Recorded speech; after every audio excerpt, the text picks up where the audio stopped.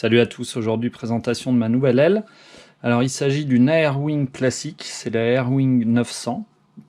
C'est une aile on ne peut plus basique, un châssis qui vaut 50-70 € sur les sites type Banggood ou AliExpress. Donc voilà, j'ai fini le montage. Alors sur cette aile, on va retrouver quoi? On va retrouver un moteur, c'est un 2306 en 2300 kV ou 2400 kV, une hélice de 5 pouces. Deux cerveaux basiques, du cerveau pignon acier. Et puis ensuite sur le setup, c'est de l'analogique. Alors on va retrouver une Foxair, c'est une Predator.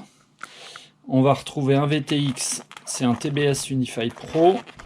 Donc voilà, en 800 mW, ce qui suffit amplement. Et puis à l'intérieur, on va retrouver du basique, c'est une F411 WTE.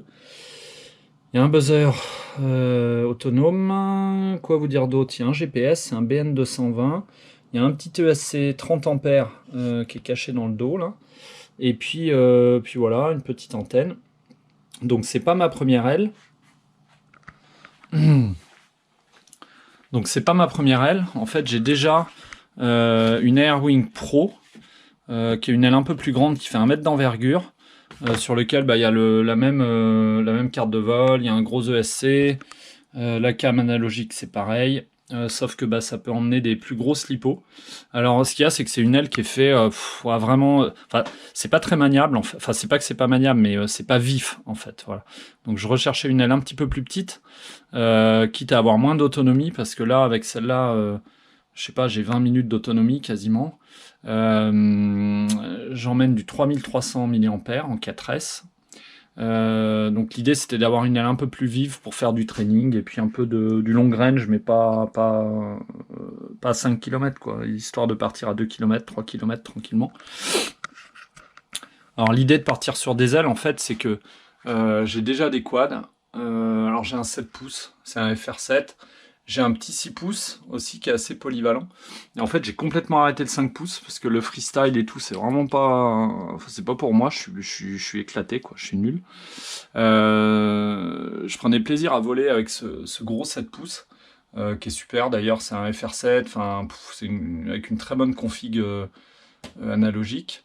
Mais où ça pêche, c'est l'autonomie. Donc, en fait, il faut se battre avec des lions. C'est...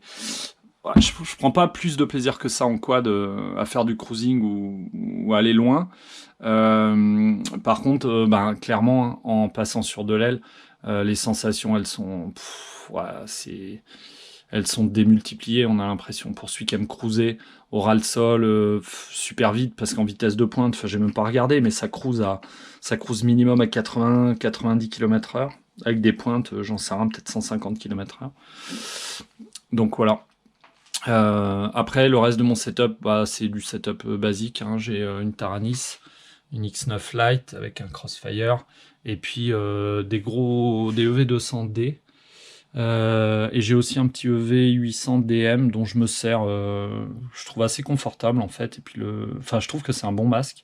Bon, il n'y a que l'autonomie qui est claquée au sol, et puis voilà. Pour en revenir à cette aile, en fait, le montage il est super simple.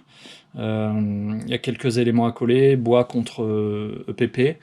Puis après c'est que de l'assemblage. Alors la baie, certains diront qu'elle est large, mais moi j'ai fait en sorte que tout soit démontable. J'ai quasi pas de soudure en fait dedans pour pouvoir tout enlever si j'ai besoin. Donc je trouve c'est un peu la course à la place. Après ça va embarquer de la petite lipo, hein, de la 1500, peut-être 2000 mAh en 4S. Voilà. Allez, c'est parti. Je vais vous commenter un peu ce premier vol, ce maiden de l'aile. Donc je suis allé voler aujourd'hui. Alors c'était pas un temps idéal parce qu'il y a beaucoup de vent. Enfin, puis l'air était chargé, c'était humide, il y avait des gouttes de pluie. Mais bon, il fallait que j'avais envie de le faire aujourd'hui. J'ai pas pu commenter en direct parce que ça nécessite d'être un minimum concentré. Donc là, je vais vous recommenter le vol une fois rentré. Donc là en fait je fais des vérifications que l'aile, les modes marchent bien, que ça arme, et dessus j'ai paramétré un auto launch. Donc ça marche du tonnerre. Enfin, franchement, c'est de la balle. Il faut que l'aile soit quand même bien équilibrée. Donc voilà, là je lance, ça se passe plutôt bien. Je trouve que l'aile a quand même du mal à monter, donc je pense que je vais partir sur une taille d'hélice un peu supérieure. Au lieu de rester en 5 pouces, je vais la monter en 6 pouces. Elle aura quand même plus de gouache. Donc voilà, une fois sortie de l'auto-launch, donc en fait l'auto-launch, l'aile elle part pendant 4 à 5 secondes avec un angle d'inclinaison qu'on lui a paramétré, et elle décolle toute seule en mode stabilisé. Et ensuite on sort de ce mode auto-launch en actionnant un des sticks. Et là, comme vous pouvez voir, l'aile est en manuel et ça se passe plutôt pas mal. Alors ça bouge un peu. Alors aujourd'hui, c'était pas l'idéal pour voler parce qu'il y avait beaucoup de vent. J'ai juste fait un coup d'auto-trim pour arriver à remettre l'aile à plat quand elle est en manuel, puis qu'elle dévie pas. Mais j'ai pas fait de réglage automatique. Il y a un mode automatique qui permet de tuner l'aile sur les. Je crois que ça agit sur les PID. Ça, je l'ai pas fait. Il y avait trop de vent, ça s'y prêtait pas. Il faudrait que je sois sur une journée calme, sans trop de perturbations. Donc là, on peut voir que l'aile, elle se comporte plutôt pas mal. Alors c'est une aile que moi je trouve super maniable par rapport à la grosse Airwing Pro. C'est une aile qui est légère, qui peut cruiser un peu moins vite. Donc voilà. Donc ça, l'idée de ce vol, c'était de vérifier que tout fonctionnait bien, que les SAT étaient bien captés. Donc là, c'est un BN220, on voit que j'ai 18-19 satellites. Enfin, c'est énorme en fait, ça fonctionne du tonnerre. C'est un GPS que j'ai mis à jour dans UsHunter. Alors j'ai juste des bugs de RSSI entre le RSSI et le LQ là qu'il faut que je corrige. Puis sinon voilà, on va retrouver sur l'OSD les infos basiques quoi, longitude, latitude, le temps de vol. En haut vous retrouvez toutes les informations distance du point de décollage.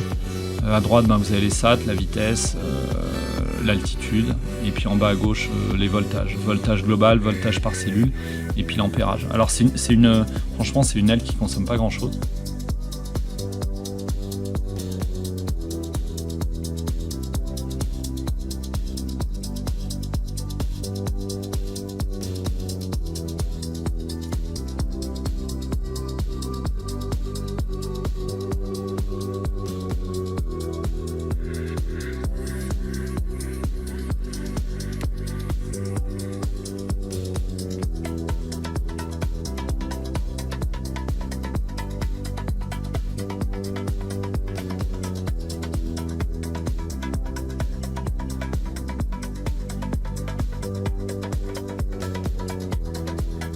Alors là, on peut voir que je teste le RTH pour voir si ça fonctionne. Et effectivement, ça fonctionne du tonnerre, quoi. Donc là, elle adapte son altitude par rapport au point de décollage, parce que je suis pas monté plus haut. Et là, j'ai tenté le hold. Donc position hold, ça permet à l'aile de faire des cercles, en fait, pour lui maintenir sa position. Et effectivement, j'ai bien fait de le faire, parce que sur un deuxième vol, en fait, j'avais plus de batterie dans les lunettes.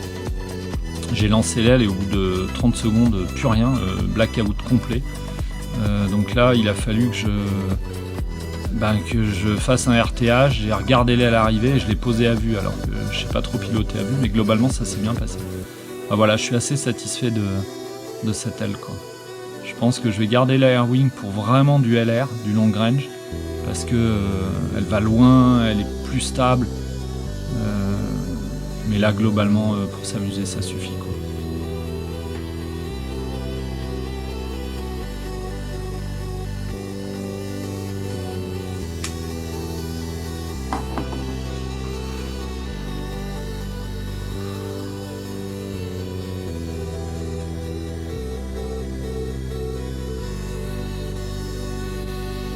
Alors, je suis désolé, hein, j'ai que un DVR qui est quand même bien pourri à vous proposer, mais sur les Maiden comme ça, je préfère pas mettre de GoPro, histoire de pas aller cracher une GoPro Black direct.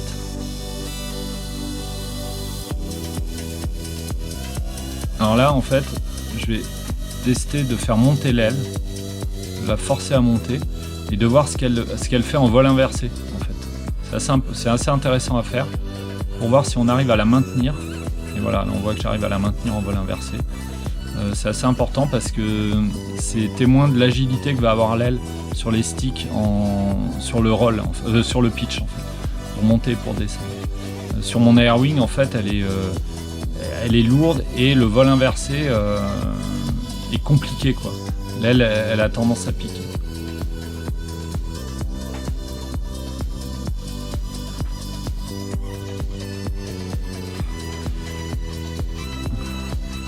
Là, on va attaquer la phase qui est un peu la plus critique sur les ailes, où c'est les premiers vols. Bon, il y a déjà le décollage.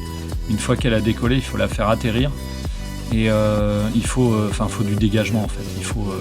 Pour faire atterrir une aile comme ça, il faut avoir, je dis pas 300 mètres, mais il faut au moins 200 mètres devant soi en gazon. Donc là, on voit que j'essaie de l'aligner sur la bande de gazon qui est juste devant mon véhicule. Et puis, on n'a pas besoin de désarmer, en fait. On met les gaz à zéro, l'hélice se coupe. Et puis voilà, on voit que j'arrive un petit peu vite, mais c'est de l'herbe haute.